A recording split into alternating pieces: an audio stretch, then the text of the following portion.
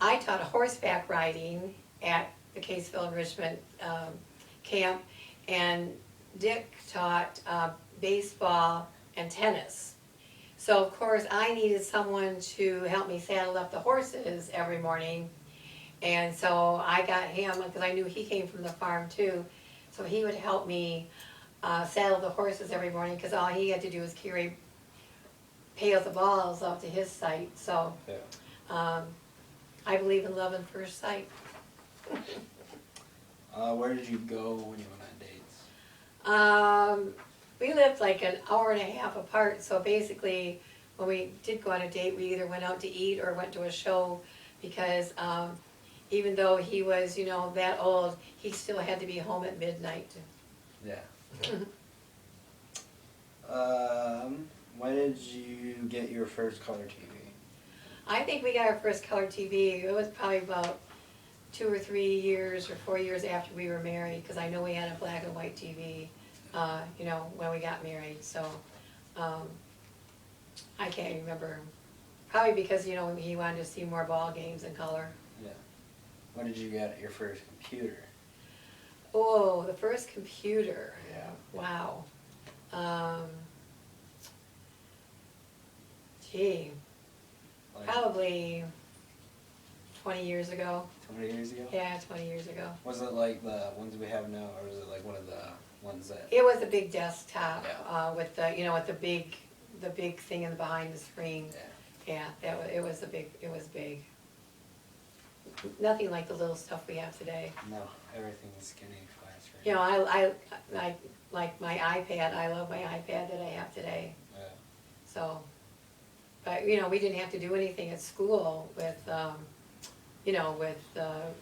computers. Although we did have some computers in my kindergarten, classroom for the kids to use. So, And what about your first car? I got my first car when I was in high school, because I was the oldest of 4 girls, and I was the one that got to, go and pick up everybody at school and that. And so then I got a new car when I was a sophomore at Central Michigan. And that was a Plymouth Fury. Plymouth Fury. A Plymouth Fury. And when Dick and I got married, we paid $19,000 for our house in 1964, and our house payments were $100 a month. $100 a month? A month, A month. yep. It's better than what it is now. Yeah, so what is now, yeah. What is now is like thousands. Right. Who are your best friends and what kind of people were they? My best friends were, just ordinary kids. A couple of them were cheerleaders, a couple of them, and we still get together once a year at the Akron Fairgrove Park and have just a summer class reunion. So there's about 20 of us that get together every year. Yeah. So it's been a lot of fun, keeping track of everybody. Was there much peer pressure when you were there? Around them? There was competition, I think, especially, to be the valedictorian. There was this other girl and I, but, I didn't take like the Mickey Mouse classes, I took all hard classes, I didn't try to, make my schedule really easy. So that's the only competition that, that I had, was just maintaining my grade average. Who were like popular people at the time? Probably, the football players and the basketball players and the cheerleaders, they're probably, the most popular, kids of the class, but, the rest of us that weren't in sports, I think we were just as popular as they were. Yeah. It depends on how outgoing you are, but I was, involved with a lot of stuff, and so I guess you might say I was popular. Yeah. Now what about like actors and that? Who was like popular in that sense? I can't even remember who I went to the movies, to see.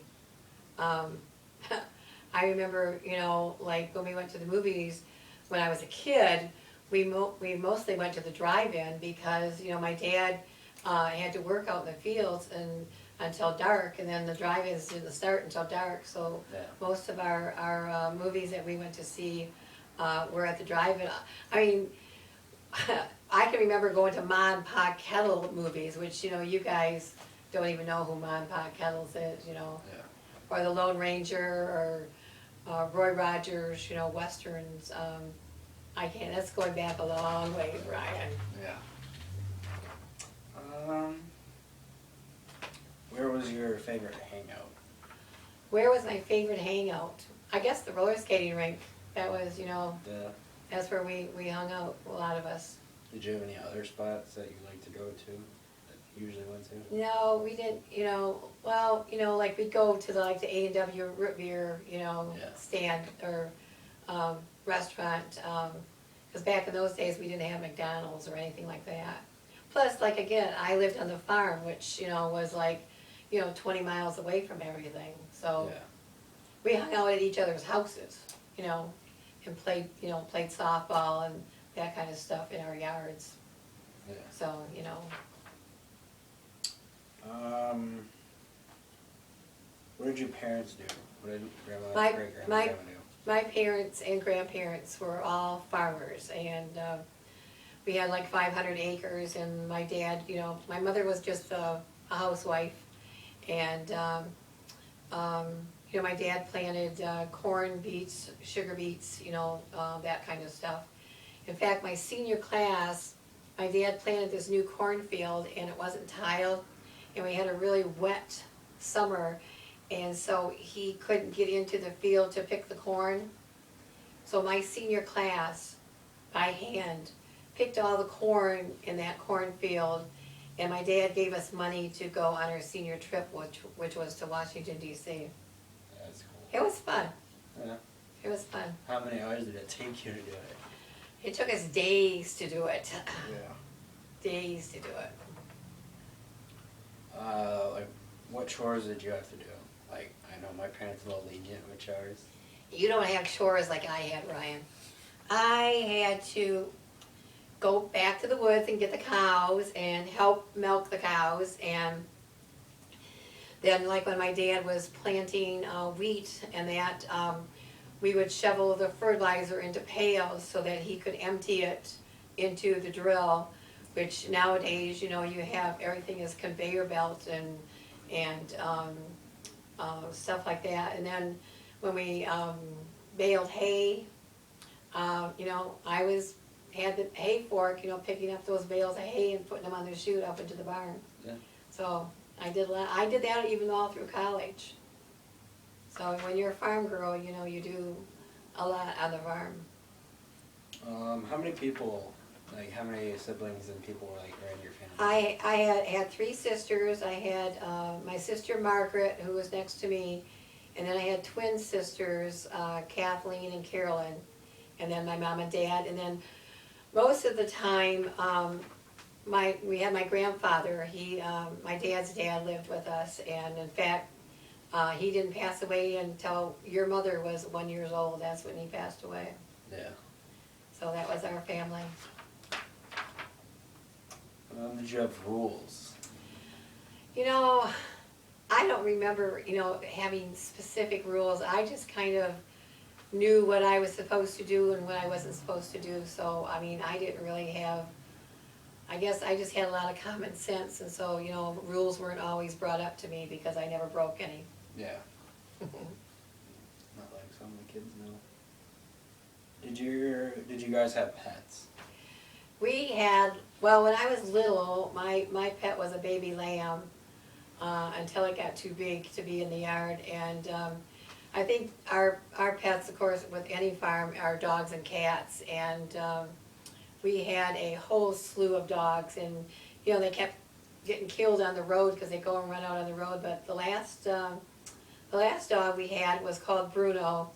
And he had the body of a basset hound, you know, low body to the ground, and a husky fur and head. So he was a real, but that was my dad's favorite dog. But we had, you know, collie dogs. You know, collie dogs help you you know, herd the cattle and that kind of stuff. We Yeah. had beagles, we had probably every kind of dog that you could think of.